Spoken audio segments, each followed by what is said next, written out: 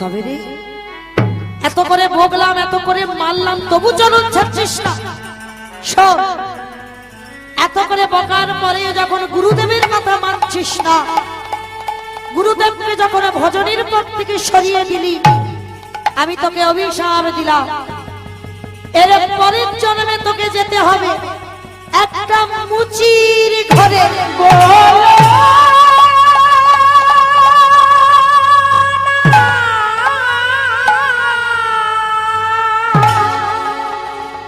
তুই হবি ছোট জাতের ছেলে, তোর মুচির ঘরে জন্ম হবে। ছেলেটাকে অভিশাপ দিল বাবা। ছোট্ট রামদাস এতক্ষণ চরণ ধরে কাঁদছিল, চরণটা ছেড়ে দিয়েছে। গুরুদেব, তোমার গুরু আশ্রমে ছিলাম, তোমার চরণে ছিলাম, আমি ভগবানের কৃপা পেলাম না, ভগবানের দেখা পেলাম না, একেবারে পাঠিয়ে দিলে তুমি আমার মুচির ঘরে। বেশ, আমি মুচির ঘরে যাব গুরুদেব, কিন্তু তোমার চরণে আমি প্রতিজ্ঞা রেখে গেলাম, ওই মুচির ঘরে জন্ম নিয়ে যতদিন আমি তোমার চরণ দর্শন পাব, ততদিন আমি জলস্পর্শ করব না, করব না, করব না। গুরু রামানন্দ মনে মনে ভাবলেন, আহারে এতটুকু ছেলের হৃদয় এত ভক্তি, এত গুরু প্রেম, এমন ছেলেকে আমি ওই মুচির ঘরে পাঠিয়ে দিলাম। বেশ রামদাস, তুই মুচির ঘরে জন্ম নিয়ে আমার চরণ পাবি পাবি। ছোট্ট ছেলেটা মনে মনে ভাবলো, প্রভু এ জন্মে যখন আমি তোমার ঠিকানা পেলাম না, তুমি যখন এই হতভাগার ডাক শুনলে না, আর আমি এ জীবন রাখতে চাই না, এই জীবন আমি ওই সরজুর জলে বিসর্জন দেব। আগো দেখেছ কেমন ভক্ত হয়ে বসলো, গুরুর অভিশাপ মাথায় করে নিয়ে হরিব কাশী ধামে যে বারাণসীর নদী, বারাণসীর যে জল আছে, ওই নদীর জলে গিয়ে দাঁড়ালো, নদীর তীরে গিয়ে ডাক দিয়েছে, মা আমি আর এই জীবন রাখতে চাই না, এই জীবন আমি তোর জলে বিসর্জন দিতে চাই।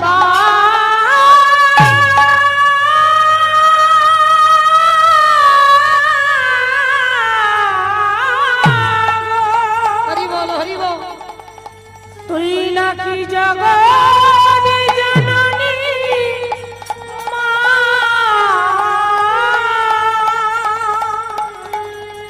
আমায় দেখা রে। এগো ভগবানকে ডাকলে ভগবানের সাড়া পাওয়া যায় না? কি গো মা, যায়? যায়। কারণ আমরা তো তেমন ভক্ত হতে পারিনি মা। আমরা যদি ঠিক ঠিক তেমন ভক্ত হতাম, আমাদের ডাকেও আমাদের ভগবানকে আসতেই হতো। একটা কথা মনে পড়ে গেল বাবা, ছোট করে বলবো। বৃন্দাবনে আপনাদের মতো একটা মেয়ে, যার নাম ছিল ভোলি। এই ভোলি গোয়ালিনীর কেমন কৃষ্ণ প্রেম দেখো, জগৎকে শিখিয়ে দিল যে তোমরাও আমার মতো করে ভালোবাসো, আমার মতো করে তোমরা তাকে ডাকো, একদিন না একদিন তার ঠিকানা তোমরা পাবেই পাবে। এই ভোলি গোয়ালিনী কি করতো জানি? তার একটা মাত্র গাভী ছিল, আর ওই গাভীটার এক বালতি করে দুগ্ধ হতো। বাবা আমরা সবাই ব্যবসা করি, প্রত্যেকে কোনো না কোনো মানুষ এখানে আছি, ব্যবসা করি একটা একটা করে, কিন্তু ব্যবসা করলে হবে না, ব্যবসার মধ্যে দিয়ে গোবিন্দ সেবার জন্য কিছু তুলে রাখতে হবে। বলি গোয়ালিনী প্রত্যেক দিন ওই গরুর দুধ বিক্রি করতে যায় গ্রামে গ্রামে। আর দুধ বিক্রি করতে গিয়ে প্রত্যেক দিন ব্যবসার মধ্যে থেকে 1 গ্লাস করে দুধ আমার গোপীনাথ সেবার জন্য তুলে রাখতো। কোনদিন ওই দুধের পয়সা নাইনি, প্রত্যেক দিন ওই বিনা পয়সাতে ওই বাবাজি যে গোপীনাথকে সেবা দিত বাবাজির হাতে দুধটা তুলে দিয়ে আসতো। কিন্তু বাবা যে দুধটা দিত না সেই দুধে জল মেশানো থাকতো। কি গো, গয়লাদের একটা অভ্যাস খারাপ না? কি দুধে জল ঢালা? কারণ আমিও তো ঘোষের মেয়ে, আমার বাবা গয়লা, যত বড় গয়লা হোক না কেন একটু না একটু দুধে জল দেবেই দেবে, অভ্যাস। গোপী গোয়ালিনী ভোলির কি হয়েছিল, 1 বালতি করে দুধ হতো, তাতে আরো 8 বালতি জল পাইল করে গ্রামে গ্রামে বিক্রি করত। একদিন আমার গোপীনাথ মনে মনে করছে, ভোলি তোর তো 1 টাকা বিল, আমি 1 বালতি করে দুধ দিয়েছি, তবু তোর এত লোভ, এত লালসা, তবু তাতে তুই জল মিশিয়ে বিক্রি করি কেন? ওইটা কি তুই শুধু বিক্রি করতে পারিস না? তবে আজকের আমি তোকে পরীক্ষা করব, দেখি তুই আমাকে কতটা ভালোবাসিস, দেখি এরপরে তুই আমাকে সেবা দিতে আসিস কিনা। বাবা প্রত্যেক দিন ভোলি কি করে, যমুনা থেকে জল নিয়ে দুধে মেশায়। আজও যমুনা থেকে জল নিয়ে দুধে মেশাতে গেল, আর ভগবান কৃপা করে ওই জলেতে 2টো ছোট ছোট মাছ ফেলে দিয়েছে। বাবা ছোট ছোট মাছ, আর পর একেবারে গোপীনাথের যে দুধটা যাবে না, ওই দুধে একেবারে মাছ 2টো পড়েছে। যেমন বাবাজিকে দেয়, আজও বাবাজিকে দিয়েছে। বাবাজি, ও বাবাজি, বাবাজি এই না। বাবাজির হাতে যেই না দুধটা দিয়েছে, গোপীনাথের 2টো গ্লাস, ছোট ছোট গ্লাসে যেই না দুধটা ঢাললো, হঠাৎ দেখতে পেলে 2টো গ্লাসে 2টো ছোট ছোট মাছ ভাসছে। বাবাজি বলে উঠলেন, ভোলি ছি ছি ছি ছি ছি, আমি তোকে মেয়ের মতো ভালোবাসতাম, আর তুই কিনা শেষ পর্যন্ত আমার গোপীনাথের দুধে মাছ দিয়েছিস। আমার গোপীনাথ যে নিরামিষ ভোজি, তুই কি জানিস না? এত বড় অন্যায় করলি, এত বড় পাপ করলি, বেরিয়ে যা আমার মন্দির থেকে। আর কোনদিন তোর ওই দুধ নিয়ে আমার গোপীনাথের সেবা হবে না। ওই 1 গ্লাস দুধ ভোলির হাতে দিয়েছে, বেরিয়ে যা। তুই আমার গোপীনাথের দুধে মাছ দিয়েছিস, যেমন মাছ দিয়েছিস তুই সেবা করবি। বাবাজি বিশ্বাস কর, বিশ্বাস করো, আমি গোপীনাথের দুধে মাছ দিইনি। আবার মিথ্যা কথা? এই দেখ, আমি নিজের চোখে দেখতে পাচ্ছি মাছ ভাসছে। আমার ভগবানের কেমন লীলা দেখো, বাবাজি দেখছে দুধে মাছ ভাসছে, আর গোপী দেখছে দুধে মাছ নেই। ভোলি গোয়ালিনী দেখছি দুধে মাছ নেই, বাবাজি দেখছি দুধে মাছ ভাসছে। বাবাজি কই, আমি তো মাছ দেখতে পাচ্ছি না। তবে রে, এত বড় স্পর্ধা, তুই আমার মন্দিরে দাঁড়িয়ে তুই আমাকে মিথ্যাবাদী করে দিলি। বেরিয়ে যা, বেরিয়ে যা ভোলি। দূর করে তাড়িয়ে দিল, সেই মাছ মেশানো দুধটা ভোলির হাতে দিয়ে দিল, তুই গিয়ে খা।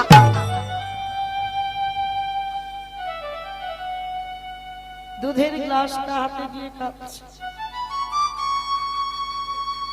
গোপীনাথ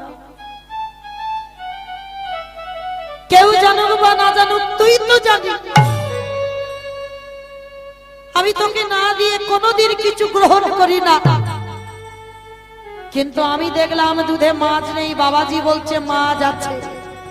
শোন গোপীনাথ, আমি তোর মন্দিরে দাঁড়িয়ে প্রতিজ্ঞা করে গেলাম, তুই যতদিন না এই দুধ সেবা করবি ততদিন আমি জলস্পর্শ করব না, করব না, করব না। দেখেছেন বাবা, ভগবান কোথায় জব্দে পড়ে? প্রকৃত ভক্তের কাছে। ভক্তই পারে ভগবানকে চোখ রাঙাতে, ভক্তই পারে ভগবানকে শাসন করতে, ভক্তই পারে আমার ভগবানকে মারতে। প্রতিজ্ঞা করে ভরি কি করেছে, ওই মাছ মেশানো দুধটা নিয়ে বাড়িতে চলে গেল। আমার কি বাড়ি গো? এই ইট বালি সিমেন্টে গাঁথা বাড়ি। এ বাড়িতে নয়, তাল পাতার একটা কুড়ে ঘর। বৃষ্টি হলে বৃষ্টি বাইরে পড়ে না, সব ঘরে পড়ে। পৌষ মাসের সময় ঠান্ডা। ভরির একটা মাত্র পরনের শাড়ি আর একটা মাত্র ছেঁড়া শতছিদ্র কাঁথা। ঠান্ডার সময় সেই দুধটা ঘরেতে কোনোদিন বাবা মন্দিরে যেতে পারবে না। বাবাজি তাড়িয়ে দিয়েছে। ঘরে একটা গোপীনাথের ছবি আছে, ছবির সামনে দুধটা রেখে বলছে, গোপীনাথ, আমি যে তোকে দুধ দিতে পারলাম না, তুই যখন খাবি না ভালোই হলো। তোর যখন খাবার ইচ্ছে নেই, আমিও খাবো না। আমি দেখি তুই কি করে আমায় ছেড়ে থাকতে পারি। একদিন হয়ে গেল, দুদিন হয়ে গেল, 3 দিন হয়ে গেল, 4 দিন হয়ে যাচ্ছে। একাদশী বললো, একাদশীর পরের দিন দ্বাদশী। আগো পালন তো করতে হবে, উপবাসটা নয় হবে, কিন্তু পালন না করলে একাদশীর ফল হবে না। ভগবান মনে মনে করলো, গোপী এত ভোলি এতদিন একাদশী করে, তবে কি আজকে একাদশী করে ওর কোনো ফল হবে না? যাই। 4 দিনও হয়ে গেল, দুধটা পড়ে আছে, ছানা কেটে গেল। ভগবান আর থাকলো না। আজ বাঁকা করে বাঁকা হাতে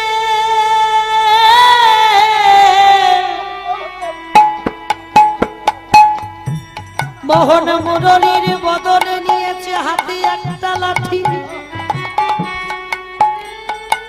জীর্ণবলির শতছিদ্র ছেঁড়া বসর পরে ওই ভলির দরজায় এসে দাগি দিল, কে কোথায় আছো আগে মা, দরজা খোলো। কে কোথায়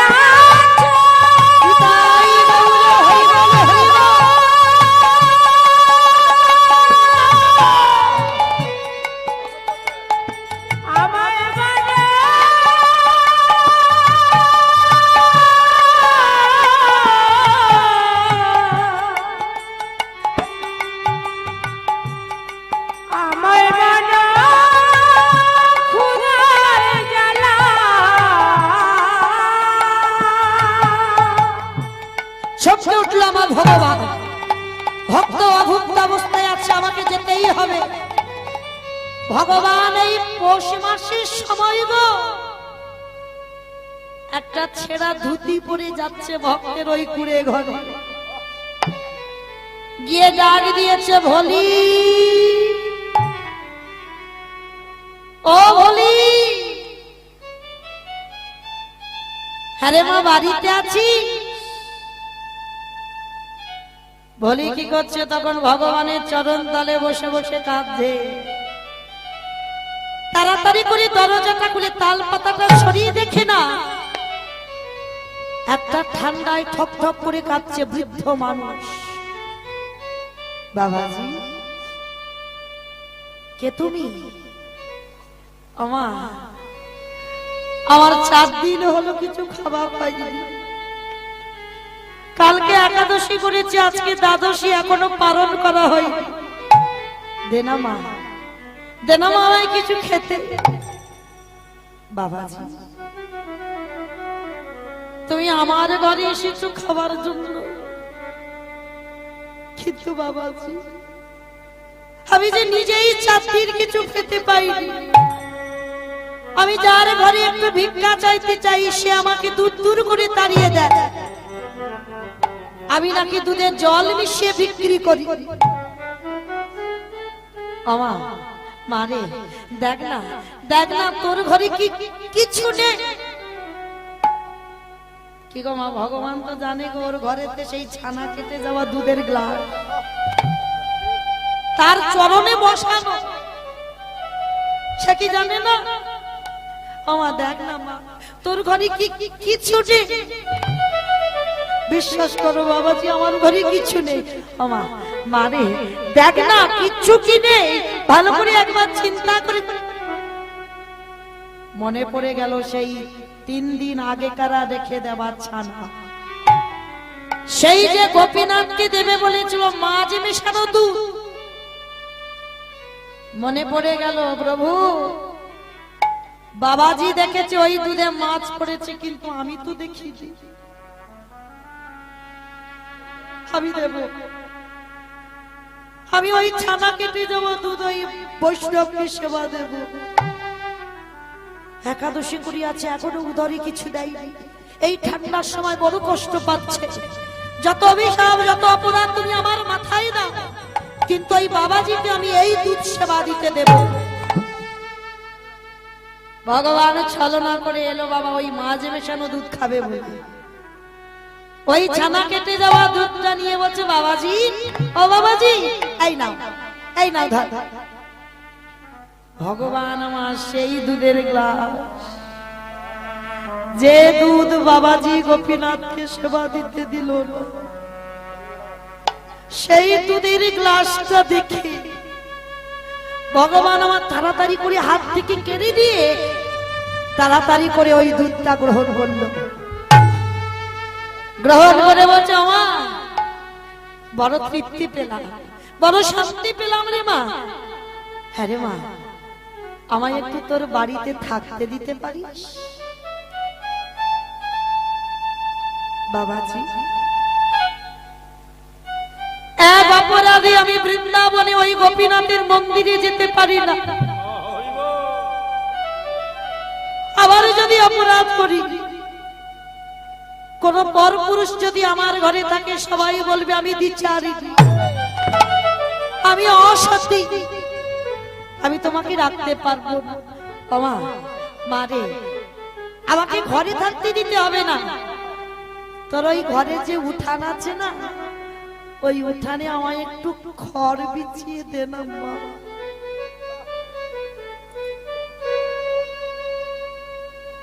হ্যাঁ গো, ভগবান রাজপ্রাসাদ ছেড়ে সোনার সিংহাসন খাট বিছানা ছেড়ে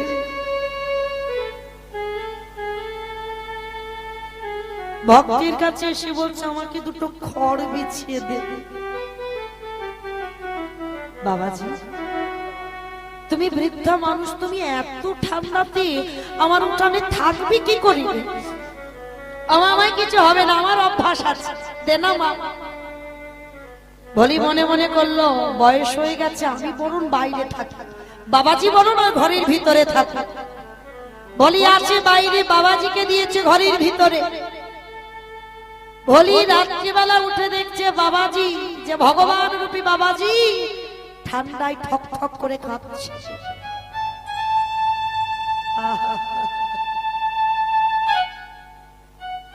কিন্তু দেবে কি? ঘরে যে কিছু নেই, যা দিয়ে অতিথি সেবা দিতে পারি।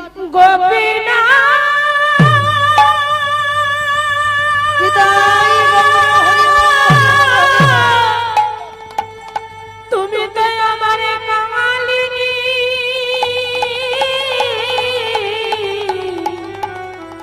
ভিখারিনী করে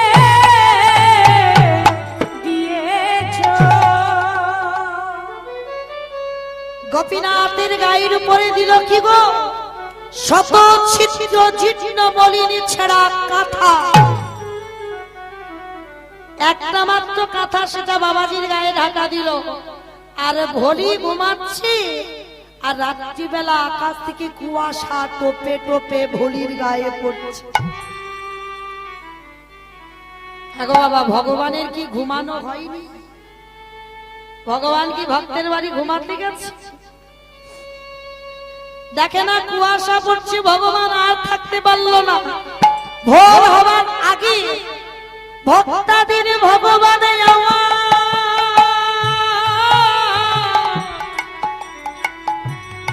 নিজ মন্দিরে গিয়ে নিজেরই অঙ্গে ওই স্বপ্ন খচিত শাল এনে ওই নিজের ছেঁড়া কাঁথার বদলে ওই ভোলি রঙের শালখানা ঢাকা দিয়েছে। ওই শালটা যখন ভোলি রঙে ঢাকা দিল, আর ওই ছেঁড়া কাঁথা বককে ধরে আমারে ভগবান গিয়ে মন্দিরে দাঁড়াইল। দেখো কেমন ভক্ত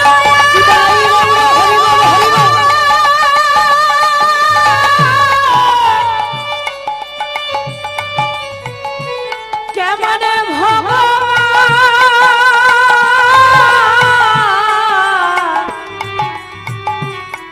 আমি এ জগতে অনেক ভক্ত দেখেছি।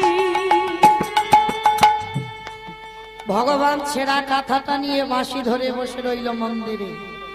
সকাল হয়ে গেল, ভোলি গায়ে দেখছি তার শাল।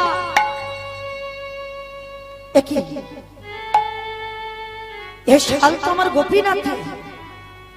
কি গো মা, আপনারা জানেন না যারা সেবা করেন গৌর গোবিন্দ গোপাল, ভগবানের মন্দিরে গিয়ে দেখবেন তার গায়ে কি পোশাক আছে। যারা প্রত্যেকদিন সেবা করে তারা কি জানে না ভগবানের রঙে কি আছে? ভোলি তো প্রত্যেকদিন দুধ দিতে যেত, দেখতো তার গায়ে শালটা আছে, আর সেই শাল আজকে ওই ভোলি রঙে। বলি তাড়াতাড়ি করে ওই শালটা নিয়ে ছুটতে ছুটতে যাচ্ছে। বাবাজি, বাবাজি, তুই আবার এসেছিস মন্দিরে কেন? বাবাজি, এই দেখো, এই দেখো, তোমার ওই গোপীনাথ কালকে রাত্রিবেলা আমার বাড়িতে গিয়েছিল। আমার বাড়িতে গিয়ে আমার ছেঁড়া কাঁথার বদলে তার এই দামি শালটা দিয়ে এসেছে। কি বাবা, কেউ বিশ্বাস করবে যে দুদিন আগে ভগবানকে মাছ মেশানো দুধ খাওয়াতে পারি, তার কাছে গোপীনাথ গিয়েছে শাল দিয়ে আসতে? হ্যাঁ, ওই সত্যি করে বল, তুই কোথা থেকে চুরি করেছিস? সত্যি করে বল, আমার গোপীনাথের শাল তুই মন্দির থেকে চুরি করে নিয়ে গেছিস?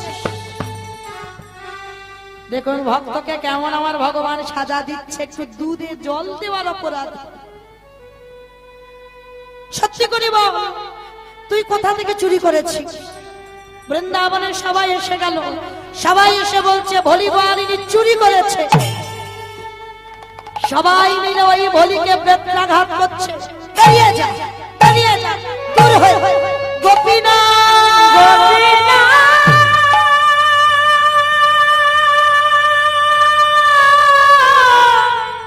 গোপীনাথ একেবারে দেখা